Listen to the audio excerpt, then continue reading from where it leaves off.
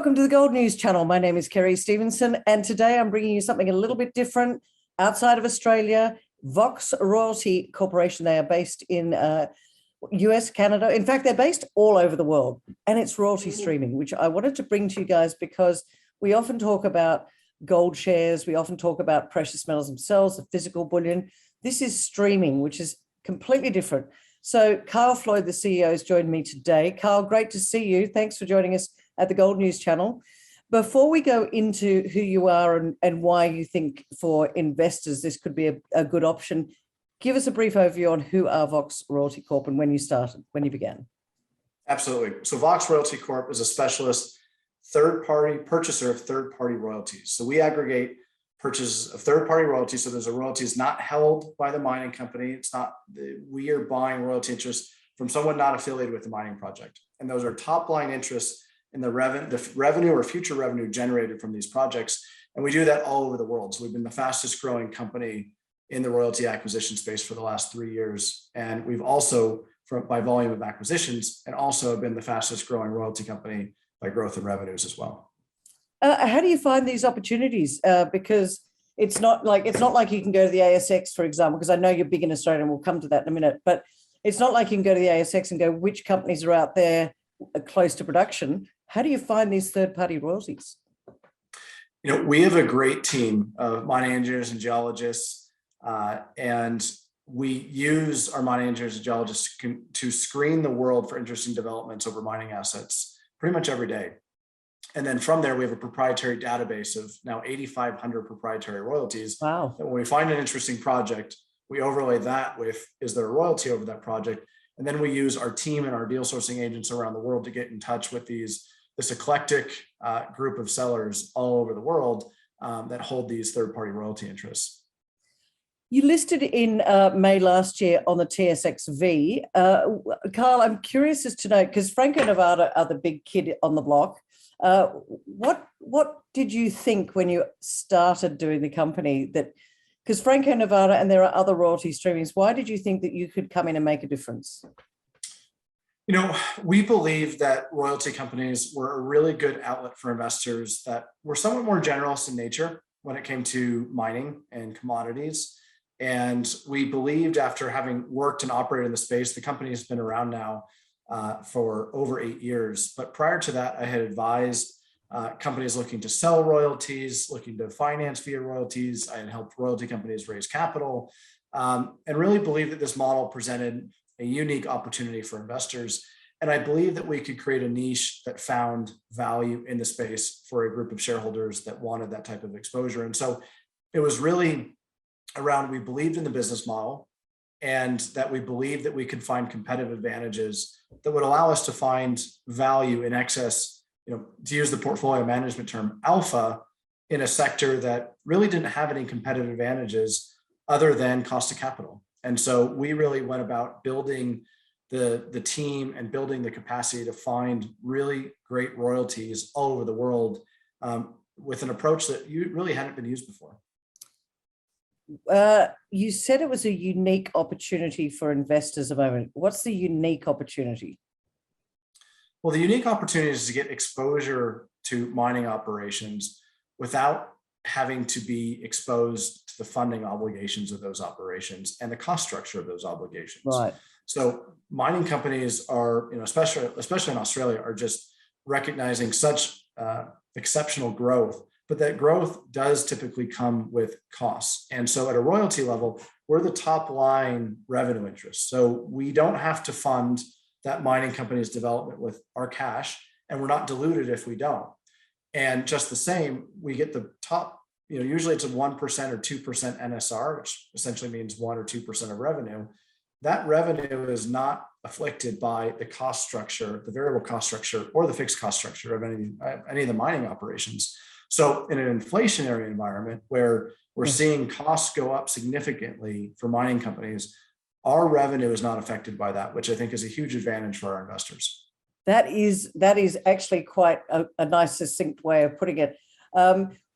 You've just released your third quarterly results, and again, my audience are very much investors. It was a good result. When you listed, you had one asset.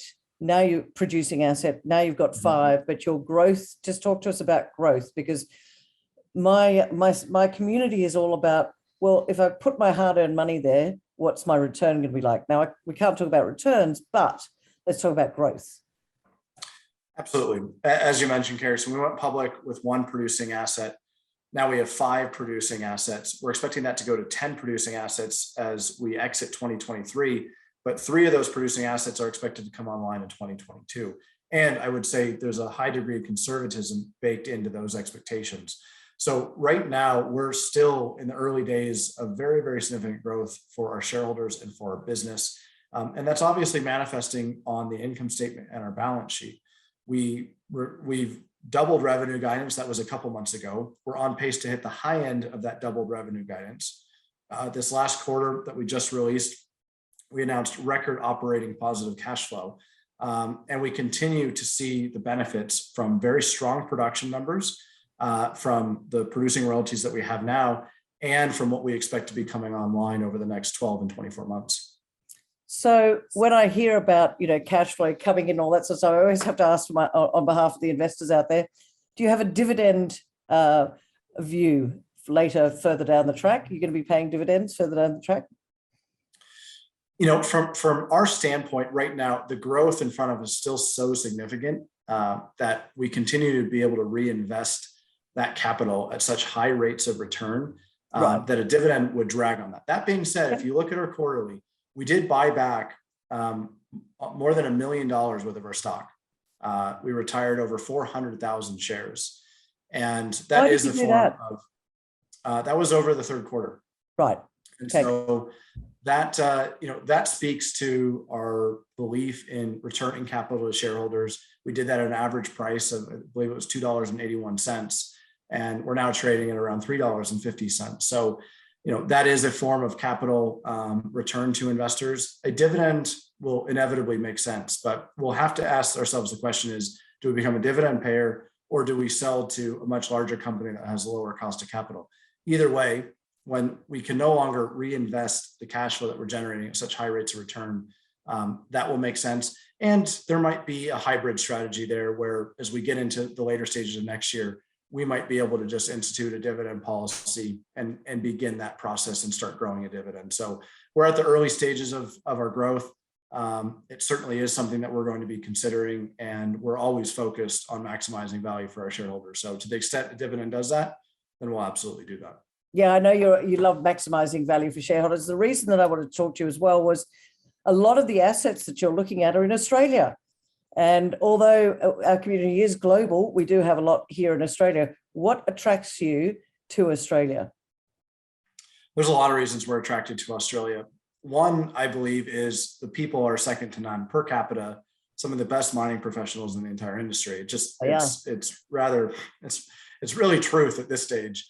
But the other thing is there's just, Western Australia and Australia as a whole, very, very consistent rule of law around royalties, which is good for us, but also around mining projects and the legislation thereof.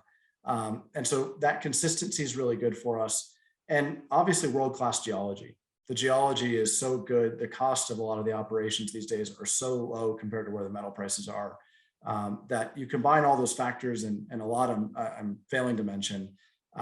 We just believe it's the best mining jurisdiction on the planet. And we've been very fortuitous to build a very significant royalty portfolio over the years. And we're seeing the benefits of that play out consistently in what we call our organic growth. So that's royalties in the portfolio, whether they're exploration, realizing tens of thousands, if not hundreds of thousands of meters of drilling in our portfolio, to development that's on the precipice of production, you name it. We're seeing growth throughout the portfolio. And a lot of that's because of the strength of Australia as a mining regime overall.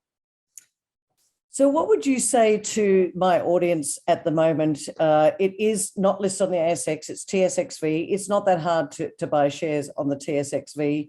I'd love to know your thoughts on why you think, as part of a portfolio, as I always say to people, don't sell your house and your children and go all in, but as part of a diversified portfolio, why you think Vox Royalty is good for investors right now as I speak to you. Look, Vox offers really unique exposure to commodities. We've priced backwardation into the deals where we've bought royalties. So we're expecting lower metal prices on average than what we have today. So in a buoyant market, we're doing exceedingly well. In a market where you don't have to, metal prices could go down and we're still going to make investors money. And I think that's huge. If metal prices go up or even stay flat from where they're at, what's projecting to happen within our portfolio is so strong and so robust that you would have to expect share price to follow suit. So we offer, I think, a very good risk to reward entry point for someone that overall wants commodity exposure and wants to diversify how they're getting that exposure. Like you said, I wouldn't own just one mining company or one company to give you that commodity exposure. I would own a few, and I think we fit really well into a basket where most Australian investors have not been exposed to as many royalty companies. And I think we present a unique opportunity for the right kind of exposure in the environment that we find ourselves today. I think I agree with you that we don't talk very much about royalty and streaming down here in Australia. So I really appreciate you coming on to the show today. Ladies and gentlemen, Carl Floyd is the CEO of Vox Royalty Corporation. As I said before, they're listed on the TSXV under VOX. Watch this space. They're being very busy and they're not stopping now. Lots of growth in 2022. So check them out now. Thanks for joining me on the Gold News channel, Kyle. Thanks, Carrie. It's been an absolute pleasure.